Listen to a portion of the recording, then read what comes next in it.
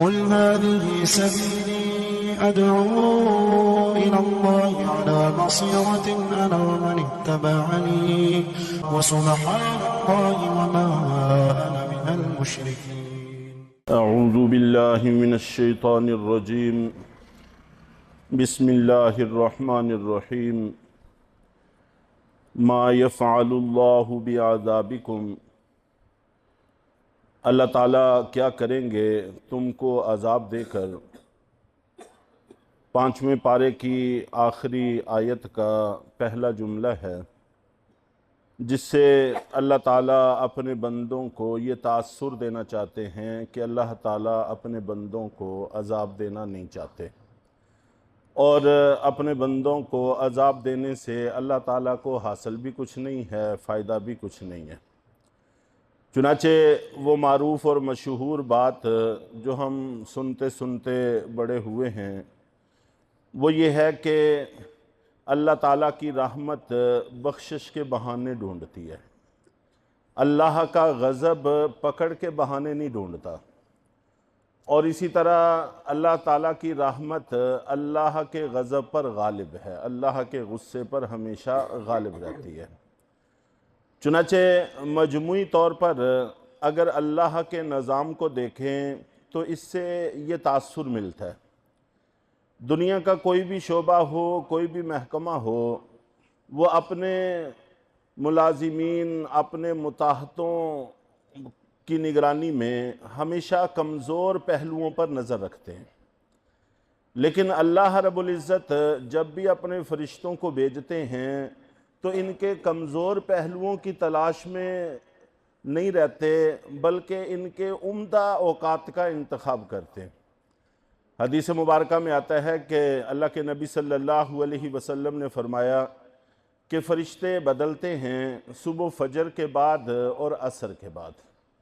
जो भी जमात फ़रिश्तों की आती है वो अपने सहीफ़े का आगाज़ इससे करती है कि नमाज पढ़ रहे थे, और जब इख्तिताम करती है तो इस पर करती है कि वो नमाज पढ़ रहे थे। चुनाचे जब वो अल्लाह के हुजूर पेश होते हैं, अल्लाह भी इन्हीं दो चीज़ों का सवाल करते हैं कि जब तुम गए थे तो क्या कर रहे थे। वो कहते हैं कि अल्लाह नमाज पढ़ रहे थे। जब आते हैं, जब आए तो फिर क्या कर रहे थे। ए अल्लाह नमाज पढ़ रहे थे। अल्लाह ताला दरमियान के किसी कमज़ोर पहलू के हवाले से कोई सवाल नहीं करते, बस यही दो सवाल करते हैं। तो अल्लाह की रहमत के बख्शिश के बहाने ढूंढने की इससे बेहतर और कौन सी सूरत हो सकती है। फिर जो भी बंदा कोई नेकी करता है तो अल्लाह ताला कम से कम उसको 10 गुना अता फरमाते हैं, गोया के 1000% इजाफा होता है। और शायद दुनिया का कोई महकमा आज तक नहीं देखा गया होगा जिसमें 1000 गुना मुआवजे में इजाफा किया गया हो।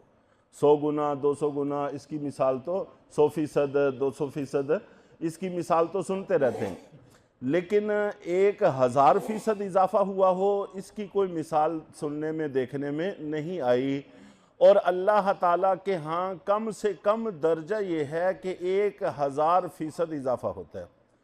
और फिर आप जानते हैं कि 10 गुना से लेकर 700 गुना तक का कुरान पाक में तज़किरा है, और इससे ऊपर वो मालिक जिसको जितना नवाज दे उससे कोई पूछने वाला नहीं है। तो अल्लाह के नबी सल्लल्लाहु अलैहि वसल्लम का फरमान है कि मेरा सहाबी एक मुट्ठी जो अगर खर्च करे तो बाद में आने वाले शख्स के ओहद के पहाड़ के बराबर सोना खर्च करने से ज़ायद सवाब रखता है। अब यहाँ पर अगर फ़ीसदों और गुना के एतिबार से कोई तशबीह निकालना चाहे तो जाहिर है कि किसी के बस की बात नहीं है। ये कितना है अल्लाह ही बेहतर जानते हैं। तो बहरहाल उस मालिक ने बड़ी मोहब्बत से फरमाया है कि अल्लाह क्या करेंगे तुमको अजाब देकर। आगे दो चीज़ों का जिक्र है, इन शकर तुम व आमन तुम, बशर्ते कि तुम शुक्रगुजार बनो और ईमान वाले बनो।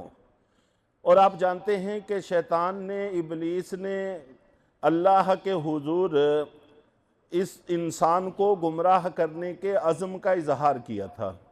और उसके नतीजे के तौर पर कि इसका नतीजा क्या निकलेगा, इस बात का जिक्र किया था कि ए अल्लाह आप इनमें से अक्सर को शुक्रगुजार नहीं पाएंगे। तो गोया कि इंसानों में नाशुक्री पैदा करना ये शैतान का सबसे बड़ा और सबसे अहम टारगेट है जिसको वो हर सूरत हासिल करना चाहता है। और शुक्रगुजारी यही है कि जो अल्लाह के अहकाम हैं उनको पूरा किया जाए। ज़ुबान से किसी भी नेमत के बदले में शुक्रिया के या दुआ के अल्फाज कहना, दूसरे के साथ अच्छाई से पेश आना, ये भी शुक्रिया है, ये भी शुक्र है। लेकिन असल शुक्र यह है कि अल्लाह और अल्लाह के रसूल के जो अहकामात हैं उनको बजा लाया जाए। चुनाचे करने अव्वल सहाबा कराम और आज हमारी जो सूरत हाल है, इन दोनों में जब तकाबली जायज़ा लेते हैं तो इस एतबार से बहुत बड़ा फ़र्क हमें नज़र आता है। सहाबा कराम अल्लाह के हुक्म को देखते थे, वो ना अपनी अल्लाह के हुक्म के मुकाबला में जान की परवाह करते थे, ना माल की परवाह करते थे, ना किसी और चीज़ की परवाह करते थे। और ऐसे वाक़यात इतने हैं कि बस औक़ात इंतखाब करना भी मुश्किल हो जाता है। चुनाचे उसका फिर नतीजा भी हमारे सामने है। और यहाँ पर उन चंद एक वाक़यात की तरफ इशारा करने से पहले दो तीन चीज़ों को और मलहूज़ ख़ातर हमें रख लेना चाहिए कि अल्लाह ताला ने हमारे बारे में दो बातों का जिक्र किया है कि तुम शुक्रगुजार बनो और ईमान लाओ। और फिर अल्लाह ताला ने अपने बारे में दो बातों का जिक्र किया है, वकान अल्लाहु शाकिरन अलीमा, कि अल्लाह ताला बड़े कदरदान हैं और हर चीज़ को जानते हैं। तो अल्लाह ताला भी कदरदान हैं, अपने बंदों की एक एक चीज़ की कदर भी करते हैं और उस पर उसको नतीजा भी अता फरमाते हैं। ऐसा नहीं होता कि कोई आदमी अच्छाई करे और उसके साथ फिर अल्लाह की तरफ से भलाई ना हो, ऐसा कभी भी नहीं होता। और कुरान पाक में दूसरी जगह अल्लाह की तरफ से एक शिकवा भी है, वमा क़दरुल्लाह हक़्क़ क़द्री, के लोगों ने अल्लाह ताला की कदर नहीं पहचानी जैसा कि उस मालिक की कदर पहचानने का हक़ था, उस मालिक का मकाम जैसा था और जो उस मालिक के साथ हमारा मामला होना चाहिए था, हमने वो मामला नहीं किया। अब इन सारी चीज़ों को मलहूज़ ख़ातर रखते हुए हमें थोड़ा सा तकाबली जायज़ा लेना चाहिए कि सहाबा कराम और हमारी ज़िंदगियों में क्या फ़र्क है। चुनाचे मुसैलमा कज़्ज़ाब के बारे में मारूफ़ और मशहूर है कि उन्होंने एक सहाबी को गिरफ़्तार कर लिया, हबीब इब्ने ज़ैद रज़ी अल्लाह ताला अन्हु को। और हज़रत हबीब इब्ने ज़ैद रज़ी अल्लाह ताला अन्हु सहाबा कराम में से बरगुज़ीदा सहाबी हैं, शरीयत के सारे मसाइल से वाकिफ़ हैं। और फिर ये बात भी हम सब लोग इस बात को अच्छी तरह से समझ सकते हैं कि एक होता है अचानक मौत आ जाना, उसमें तो किसी को कोई पता नहीं होता और ना ही कोई ख़ास मसला होता है। लेकिन एक है कि मौत बिल्कुल सामने हो, नज़र आ रही हो और बंदे को पता हो कि अब मौत आने वाली है। इस चीज़ का सामना कोई आसान काम नहीं होता। तो मुसैलमा कज़्ज़ाब और उसके साथ 60,000 का लश्कर और ये बतौर कैदी सामने खड़े हुए हैं। तो इनसे पूछा कि क्या तुम इस बात की गवाही देते हो कि मैं अल्लाह का रसूल हूँ? तो अगर ये कह देते कि हाँ मैं गवाही देता हूँ, ये कहकर अपनी जान बचाई जा सकती थी और शरीयत इसकी इजाज़त भी देती है। लेकिन आज़ीमत यह है कि जालिम के सामने कभी भी न कमज़ोर पड़ा जाए, बल्कि जान जाती है तो कोई हर्ज की बात नहीं है। तो फ़ौरन फरमाया कि मुझे सुनाई ही नहीं देता कि तुम क्या कह रहे हो, मैंने कुछ नहीं सुना कि तुम क्या कह रहे हो। उसी वक़्त उसने पूछा कि क्या तुम गवाही देते हो कि मोहम्मद सल्लल्लाहु अलैहि वसल्लम अल्लाह के रसूल हैं? तो फ़ौरन कहा कि नाम मुहम्मदुर रसूलुल्लाह, कि हाँ मैं इस बात की गवाही देता हूँ कि मोहम्मद सल्लल्लाहु अलैहि वसल्लम अल्लाह के रसूल हैं। चुनाचे ये गवाही देते देते अपने हाथ कट गए, बाजू पाँव कट गए, यहाँ तक के फिर गर्दन सर से गर्दन उसकी उतार दी गई। लेकिन ये सवाल ही पैदा नहीं हुआ कि एक दफ़ा भी ये कहा हो कि तुम भी अल्लाह के रसूल हो, बल्कि हर मर्तबा यही कहा कि मुझे सुना ही नहीं है कि तुम क्या कह रहे हो। और फ़ौरन ये कहा कि अल्लाह के रसूल मोहम्मद सल्लल्लाहु अलैहि वसल्लम सच्चे रसूल हैं और उनके सच्चे रसूल होने में कोई शक नहीं है।